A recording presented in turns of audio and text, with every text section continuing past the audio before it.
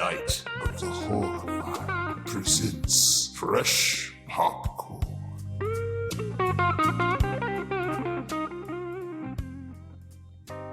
As October approaches, I'm reminded of my favorite character actor, Joe Spinell. His birthday is the 28th of next month, October, and I always do my best to talk about his work and touch on his life a bit. Maniac is the film everyone knows Joe from. His portrayal of Frank Zito is one of the most jarring and horrifying pieces of character acting I've ever seen. So it's exciting for me to review Joe's sequel concept, in which he funded the project under the direction of Buddy Giovinazzo, and of course, he starred as Mr. Robbie, a child's clown actor who receives a letter from an abused child. Mr. Robbie goes on a killing spree murdering child abusers across the city. It's a simple 8-minute short we get, which would have served to get more funding for a feature-length picture.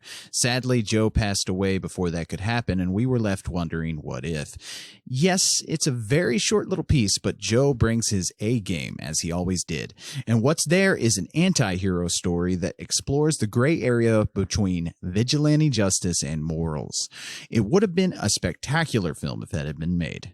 What we are also left with is a look at the dedication this man had towards the horror genre.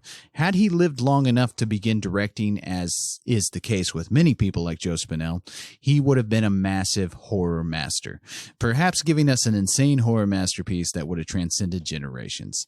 But in the end, we are left with what if. And what if is fun to imagine. I'm surprised no one has ever taken Joe Spinell's idea and went ahead with a sequel. But then again, no one knew Maniacs quite like the Italian tough guy, Joe Spinell. While there isn't an official release of Maniac 2, Mr. Robbie, you can find the 8-minute short on special features of Maniac, the Blue Underground Special Edition. And it's also floating the web on YouTube. Give it some time and you'll see what could have been Joe Spinell's batch of fresh popcorn. Thank you. I'm Lee Evans for Night of the Horror File, and this has been Fresh Popcorn. If you want your project featured on Fresh Popcorn, drop us a line on Twitter or through email at horrorfilemailbag@gmail.com.